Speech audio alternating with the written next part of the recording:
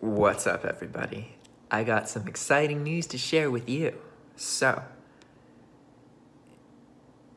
some software company in Israel sued eBay because of the dip, arguing that eBay made changes, right? And a lawyer from eBay admitted that eBay is actively trying to push away dropshippers. So what I've learned is the way you can think about it is, let's talk about Cassini for a second, right? Cassini looks at a number of variables. These variables include things like feedback and number of times the item has already sold and, size of account, tons of stuff, right? So one of those variables now, as of like April 20th, so about 20 days now, one of those variables that eBay looks at is dropshipper or is not dropshipper? That's the best way that you can think about it. Because it's not that they've just like straight up just kicked everyone off who they think are dropshipping. What they're doing is choosing to favor search results of non-dropshippers over dropshippers. So this means that they have some kind of system that either flags your listing or flags your account. If it flags your account as a dropshipper, then it just knows all of the items that you sell are being dropshipped, so it can lower them appropriately. But it's possible that it doesn't work that way. It might not flag the account. It could just be that eBay has some way to look at the item itself and identify, is this a known Walmart item or Amazon item? These changes seem to occur most heavily on people who are using the main, major other retailers, right? So we now know that eBay did make a change to the algorithm directly against dropshippers. What's going to be interesting here is seeing what this turns into, because this, oh man, we got to get a little bit into dropshipping as an industry, right? Because most people, obviously you guys are watching this channel. If you watch my YouTube channel, you probably know what dropshipping is. Most people don't know what dropshipping is. As a dropshipper and the other people who I dropship with, other dropshippers as well, we're around dropshippers. So we forget that. And, we become used to just viewing dropshipping as like a different branch of e-commerce. It's just a different way to sell stuff online, right? But that's not the perception that most people have. Because again, one, there's a huge lack of information. Generally, if there's a lack of information, that means that there's going to be a lot of misinterpreting things, right? So people are really sketched out by dropshipping. Dropshipping, to the non-dropshippers, to the rest of humanity, guys, dropshipping is sketchy. And obviously, that's like saying that a knife kills people.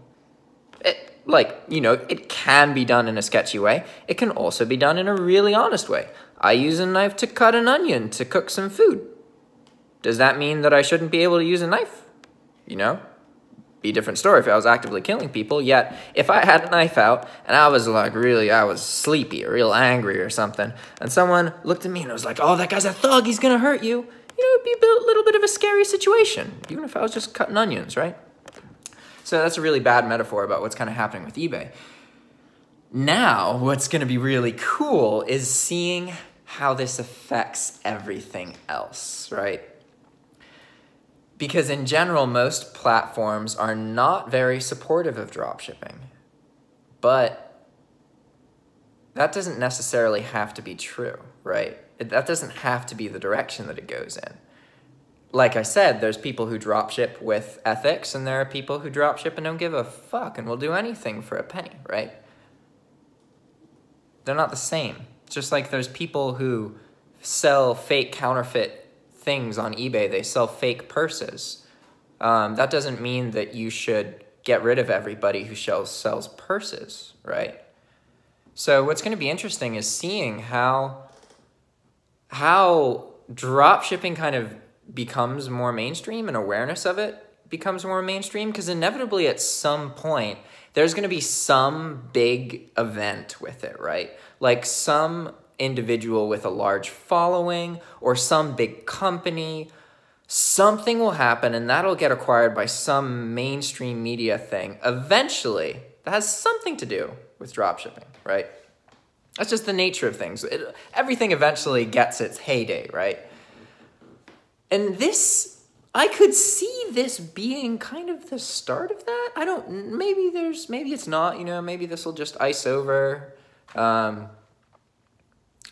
But my current understanding of the situation is that if enough honest dropshippers, and here's the important thing here, if enough honest dropshippers who actively maintain a relationship with eBay and can accurately claim that eBay had full awareness that they were dropshipping and of their practices and has documentation of communication about this, well, in that scenario, it makes the whole "they're scumbags, you shouldn't trust them, they're ridiculous" argument a little bit shisty, right? If you can show that, hey, you know, we've been working together, why are you suddenly saying that everything all dropshippers are horrible? If you can make some kind of argument through a lawyer, through the process of suing, that raises awareness a bit, doesn't it? And ultimately, like, as far as I'm concerned in my mind, Cassini now includes whether you're a dropshipper or not, and will actively try and prioritize non-dropshipped listings over dropshipped listings.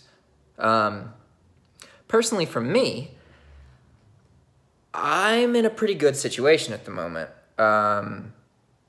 Potentially. It could also be bad. I don't really know what's going to happen. The point is that it's really interesting, and there's a lot of different ways that things could go here. But so keep in mind, like, I do the bulk dropshipping thing, right? I've never actively tried to make my listings highly competitive and show up really high in search results. That's not been a thing that I've focused on or even prioritized, right?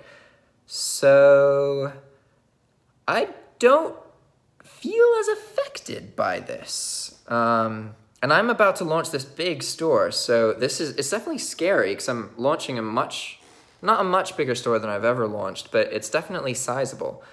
And the sales have gone down, but ultimately, considering I only have like 15,000 items posted right now, this is pretty on par with what I've experienced in the past. And I think, obviously I'm biased about this, but I think that because bulk doesn't focus as much about getting to the top of these search results and being optimized and being the best item, I believe that I'm less affected. Well, no, specifically, I believe that the bulk style of dropshipping is less affected by these Cassini changes than the optimization form of dropshipping, which is interesting. And obviously, I love bulk, so I'm biased to think that way. But just based on, like, I definitely am having less sales now. But again, it's not like my sales have stopped. And considering the small amount of items I have posted, well, okay, now I used like 20,000 figure earlier. It's like 40 now because I just, the account limit thing finished and now I'm actively posting items again. So it posts between like 20 and 30,000 a day. So,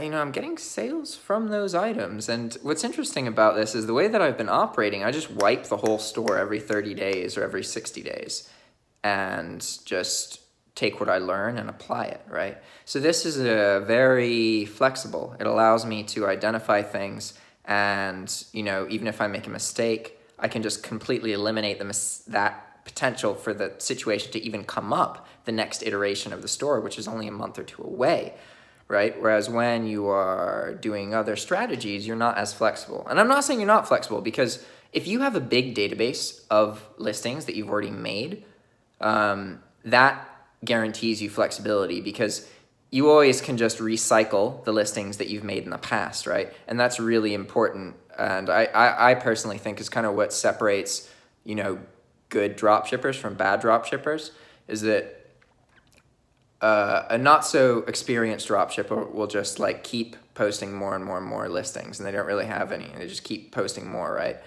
A more experienced drop shipper understands that listings have a life cycle and that you don't have to keep, obviously you need to keep making more listings to scale your store up, but you can reuse the listings that you've used in the past, right? So say that you posted something 90 days ago, you can just take it down and repost it, and it's gonna do better. And that act of recycling the work that you've done in the past, that gives you flexibility. But ultimately, bulk in its nature is very flexible. And right now, okay, it takes like 10 days for me to operate at a 150,000 item store, right? It takes me 10 days to go from 0 items to that many items.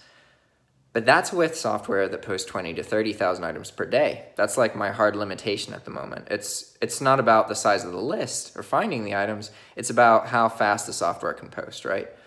But it's feasible that something can be figured out to post like 100,000 items a day or every other day. If I get the right scenario and I pay for a server, like a dedicated server, that's very much doable. And that kind of changes the game a little bit, because then we can go from posting, 20, 30,000 items per day to 100,000 a day. Think about that, like just being able to suddenly go from nothing to something, right? And it's allows you to make changes and test them on a very big scale, which has been very useful personally. But ultimately, I don't know what's going to happen, guys. I have no idea. What I want to happen is for this to be the spark, and then there's going to be a whole bunch of all sorts of back and forth, and some people are going to sue eBay in some situations. They're probably mostly going to lose because eBay is a huge company, and ultimately it's its own platform. So, that's a thing. It really depends on who sues and how their business looks. If they have a really legit dropshipping business, then it makes the argument different. But if they're just like an average dropshipper, then it's not as easy to argue, right? But what I hope will happen is that this is kind of the entry point of somehow some event here happens and it gets shared somewhere or something. And then that gets more mainstream awareness of dropshipping, right?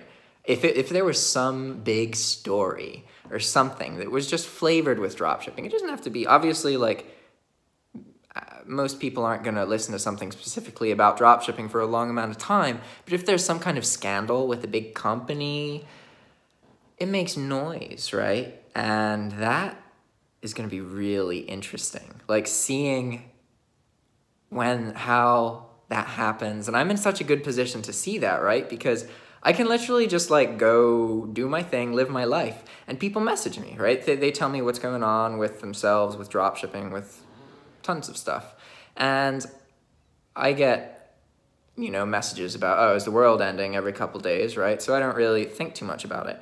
But when I suddenly start getting 15 or 20 messages all about the same thing, I don't even have to research it to know that, okay, there's something actually going on there, right? And so it's cool because it just kind of shows me, and then I go pursue and work with it, right? Same kind of way bulk works. You just post tons of items and then learn from what happens. But I'm also nerve-wracked because this could be bad, Maybe if eBay fully intends to kick people off, then